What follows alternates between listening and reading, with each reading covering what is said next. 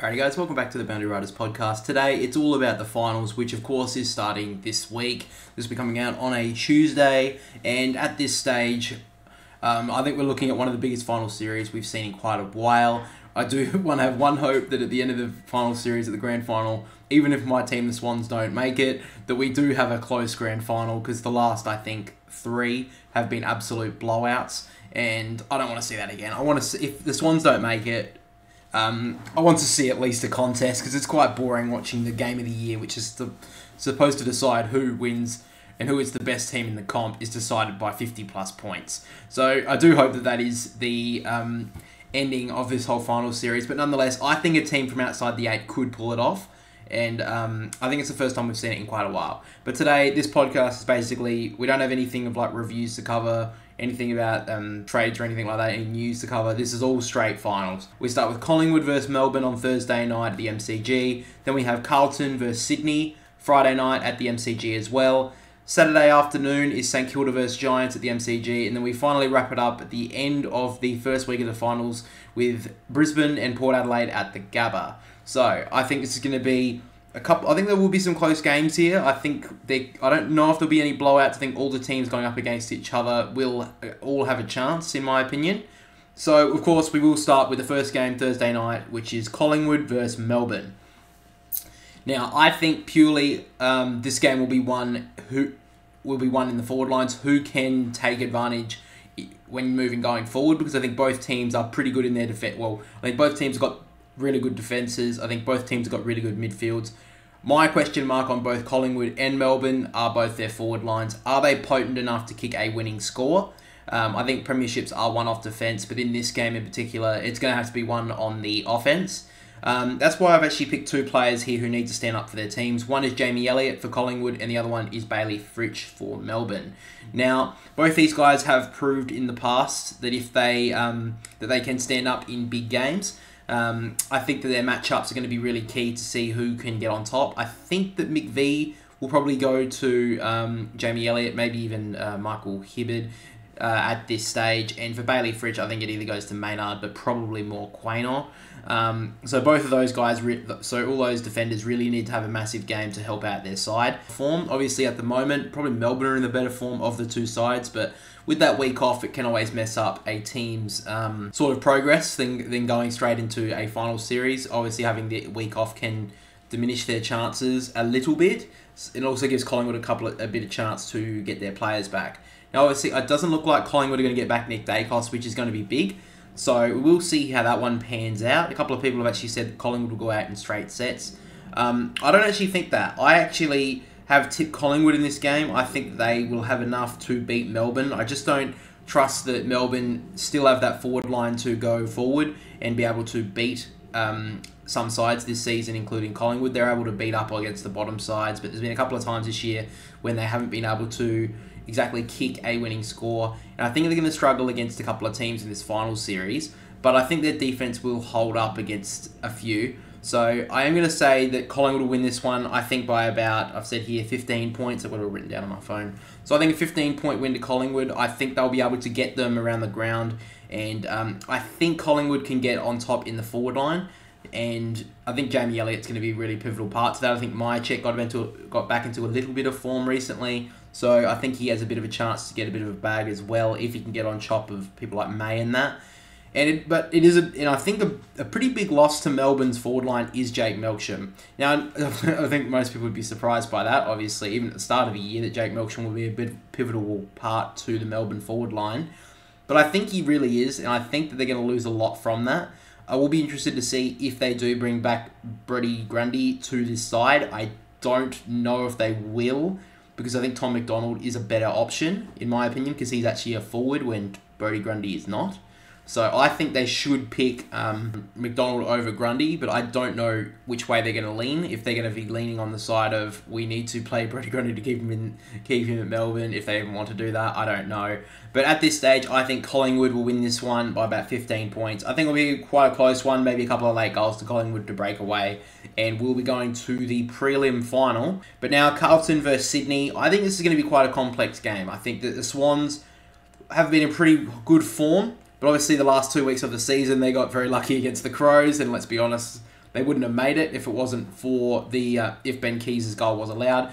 But on the other hand, I mean, you don't know how Sydney would have played the next week if they didn't have a guaranteed spot in the finals against Melbourne, if they would have slowed down in that last quarter or whatever. So you can't exactly say the Crows wouldn't have made finals, that the Swans wouldn't have made finals. They may have played better in that last game if it wasn't for that. But obviously on paper, Sydney wouldn't have made it if it wasn't for that disallowed goal.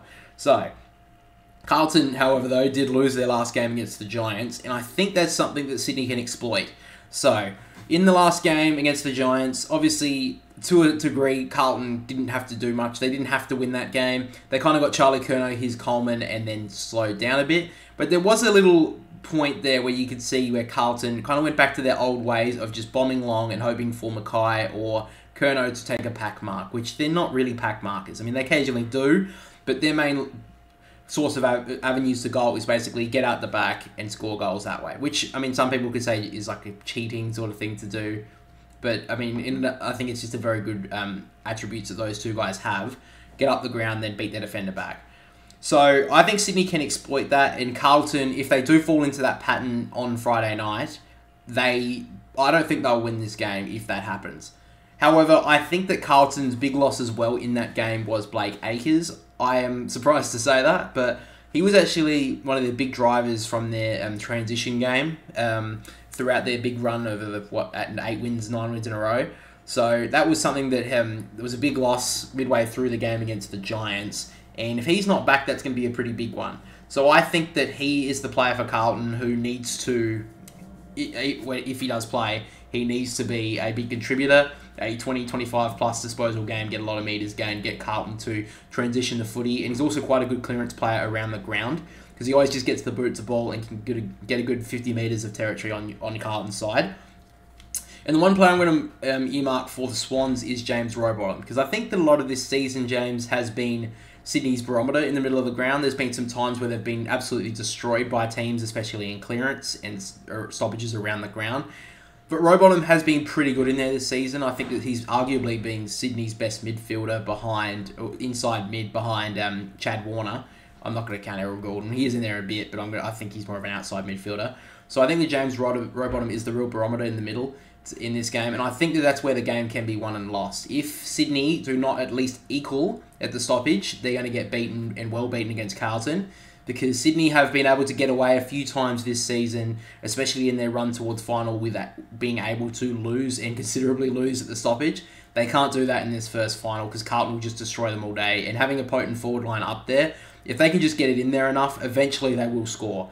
So that's why I'm going to say that's the big talking point of this one. Who can win in the midfield? Who can take over? And yeah, like I said, Acres will have to be the driver. And I also think as well for Carlton, Mackay has to stand up. He can't just can't be a passenger in this game. If Curnow is getting the ball bombed on his head, Sydney will double team him all day. And Mackay cannot simply just sit there and let that happen. He needs to have an impact in this game or Carlton will lose. But to my tip for this one, I'm going to say that Carlton will win. And I think I've written here 4 points. I think this is going to be a really close game. Sydney don't tend to win by a lot, and Carlton, I think there's going to be a little bit of pressure on them early, but I think they'll pull Sydney back in the second half. So I think that the Carlton will win by about 4 points, and I think the match winner probably will be Charlie Curnow. I think at the end of the day, Sydney have been dominated by him in the past. I know they did earlier in the season, Sydney did beat them, but that was when Carlton were really down and, really out of it. I think that Tom McCartan will go to Charlie Curnow and can hopefully stop him for Sydney fans out there like me, but I do think that Charlie Curnow can get on top, and if Carlton can just get a good enough ball use inside the forward 50, then they should win this one, and pretty convincingly. After that, though, we get to one of the games that it's probably been the outer of all the games being talked about so far in this final series, which is St Kilda versus the Giants almost. And I think this game can both be...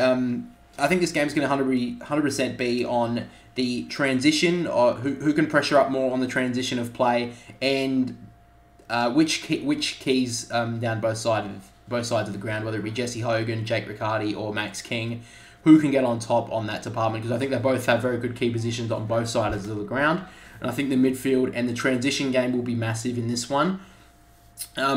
I think that the likes of like Lockie Whitfield and Lockie Ash for the Giants will be massive in this game. If they can get enough disposal and not much pressure on them, then the Giants will run this game all day. If the Saints can stop that though, which their forwards can definitely do that, Dean Butler, Jack Higgins, Jake Gresham, they can definitely lock down with the pressure.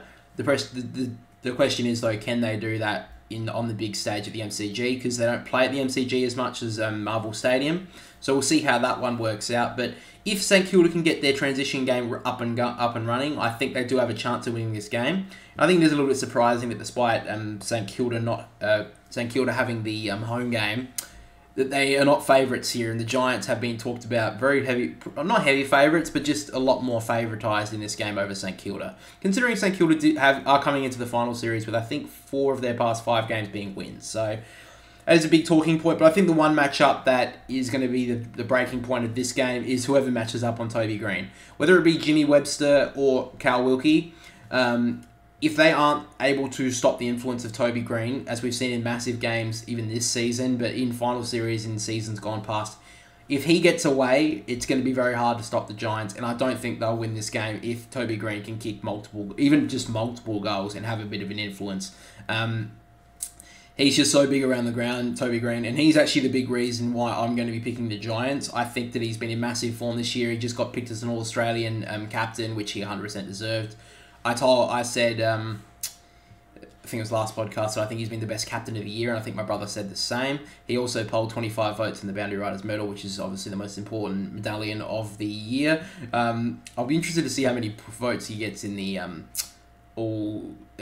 Brownlow, but at this stage, I think the Giants will win by about 12 points. At this stage, I think St Kilda can lock them down and will be very stingy on letting goals go through. But I think at the end of the day, the Giants just have a little bit more quality around the ground. I think their transition game can get over the top of St Kilda. One big question mark with the Giants, though, is their pressure game going to be up to a finals-like atmosphere? That is the one big question on them. Whereas something that I think the St Kilda can exploit. However, I do think the Giants have just got a little bit more quality around the ground, hence why I think they will win. And then to the final game of the first week of the finals is Brisbane versus Port Adelaide. And this may be the one that's been talked about as almost a certainty to some, which is that Brisbane will beat Port Adelaide. And I am going to give Port Adelaide a bit of an out here, as I do think that this game will be won on the defence. As not an out for Port Adelaide, sorry, but I think that Port Adelaide can exploit some parts of Brisbane, and I do think at the end of the day, this game will be won from which team can defend better. Both these teams are really good on offence, and we've seen that throughout the whole entire year, both teams being able to kick 100-plus points many times throughout the year. Brisbane have arguably had the most potent offensive line in the past 2 or 3 years, but it's always been a question of their defence. And they've found Jack Payne as obviously a very good option down back this year, but that was basically to cover the option of Marcus Adams, who has now had to retire due to concussion. So we'll have to see who can win that. I'm also talking about all-team defence as well. Port Adelaide do have a little bit of an up on Brisbane, that they are a very good pressure side around the ground. But if Brisbane can just get around that first line of pressure, I think they do have the speed to get around Port Adelaide. However, I do think as well that Brisbane do have a lot more grunt in the midfield compared to Port Adelaide's. I think there are a lot more a lot more strength around the middle of the ground inside the stoppages compared to the players like Rosie and Butters, who they are very good and they do very well to get the ball out of stoppage. But I think the likes of Dunkley and Neil are just a little bit stronger over the ball. However, I do think the one matchup that is going to be the talking point of this one, and could be somewhere Port Adelaide can... I think this will be decided, the matchup of who wins this game is like in the middle, is Lachie Neale versus Willem Drew. I think that Willem Drew has been very good in his couple of tagging roles he's done this year. We've seen him do it against Nick Dacos in that massive game, obviously late in the year, and he played really well on Nick Dacos, kept him really uninfluential throughout the whole night. And I think he can do that again against Lachie Neale, as we did see. Lachie Neale doesn't exactly like a tag. We saw it in the Q clash with Toot Miller, was able to completely lock him out of that game, and the Gold Coast were able to get up with blocking all of his influence on the game. So I think that's something that Port Adelaide can exploit, and I think that Willem Drew, if he's able to lock away Lachie Neale for all of the 4 quarters, not 3, not 2.5, he needs to lock him away for all 4 quarters of the game. I think Port Adelaide can get on top. However, I just think that Brisbane's offense is just going to be too much for Port Adelaide's defence. They're still looking for that one defender, Port Adelaide, to really challenge for a premiership, in my opinion.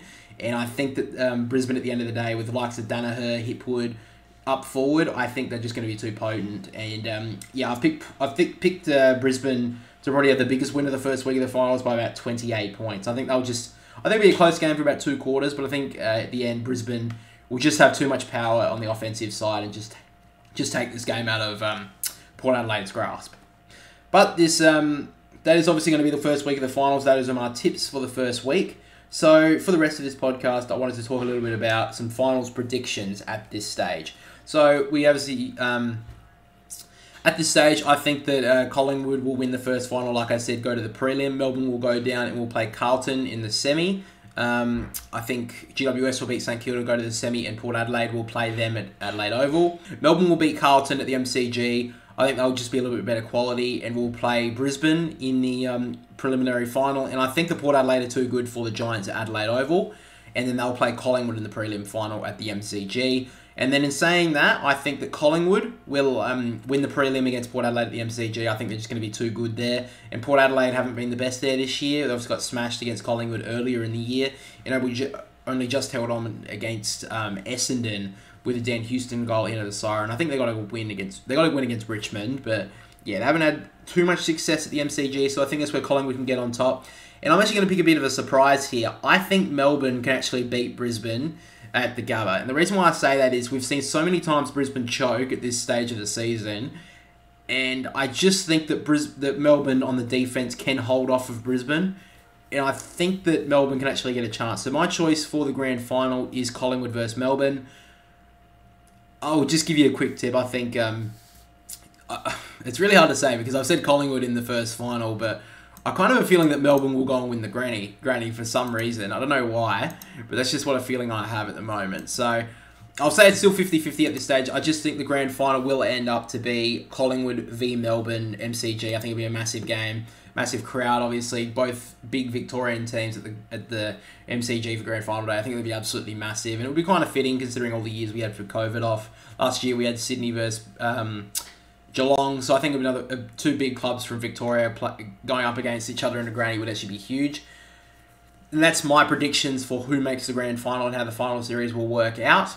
If I had to pick Gary Ayres medalist, which, if you guys don't know, is the best player performed throughout the final series, I'm going to be picking Christian Petrarca. And I say that because I think him playing forward could be a key for Melbourne to actually find a way forward this in the final series. I think they're going to struggle to find goals from their forwards, so I think that the likes of their midfield like Viney, Oliver and Petrarca have to stand up. And I think if Oliver can just drift forward throughout the whole entire final series, which I think he can, I think he can definitely find some goals, and he will always have an influence in the stoppages, so that's my pick for the Gary Ayres medalist at this stage. That's really the main part of the podcast for the footy side of it. I just wanted to, it's going to be a pretty short one because there's not really a lot to talk about this week, but we do have a couple more things planned for the this week as well for videos.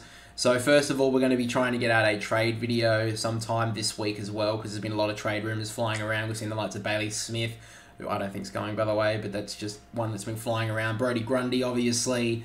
So many others. Liam Henry's now being talked about as leaving. Brockman. There's just so many things to talk about, so I think we'll be doing a trade video. We may also be doing a trade targets video of what every single AFL team needs coming into the trade period.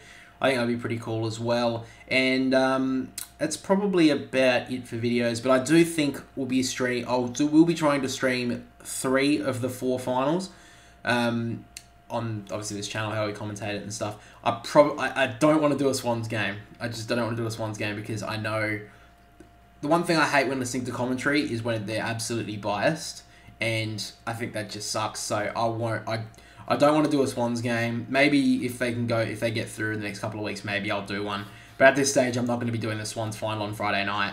But I will be doing the Collingwood game on Thursday night, and I'll definitely be doing the Port game on Saturday night.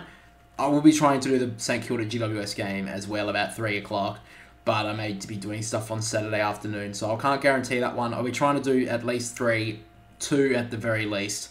And I also wanted to say thank you for all the for all the support we've had recently on the channel. We've jumped up to over 170 subs now, which is really great, and I really appreciate that. And so does my brother, who couldn't be here today because I'm doing this on a Sunday night and he has work. But we're both really appreciating it.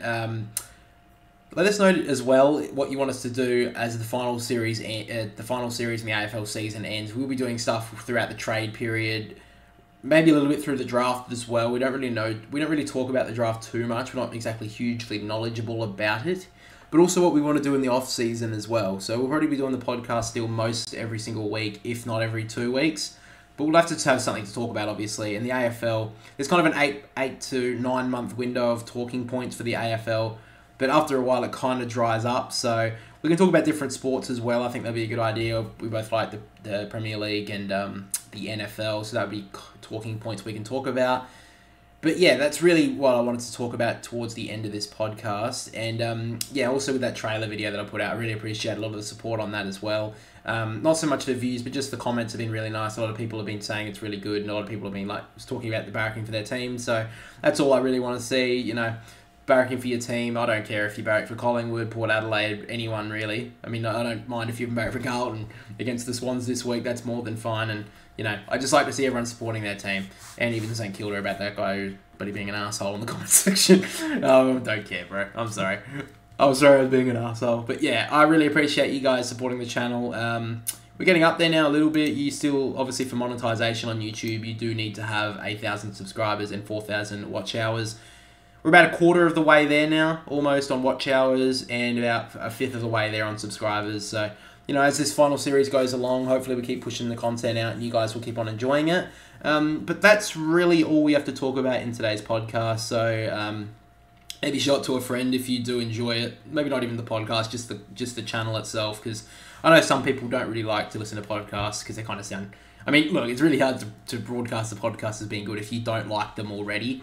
Because obviously it's just a radio show that you listen to on the internet, so it sounds very lame to some people. But I think we're doing a really good job. We're up to 27 episodes now, and yeah, if I don't think we'll be doing AFLW, that's just something that I'm not too interested in. I was trying to watch a game today, and I just lost interest after about 10 minutes. So I think that's something we won't cover too much. We may cover a couple of scores, but other than that, not too much about anything else. That's just... I don't know. I want to cover stuff, obviously, that I'm interested in. And I think just covering AFLW because it's associated with the AFL, I think is kind of shit if we don't have any interest in it. So, yeah, thanks for watching today, guys. New video for all trades will be out sometime this week as well. And get excited for the first final. Thursday night, we will be live on this channel, covering it, commentating it as we always do. That's all from me. So we will catch you all next time.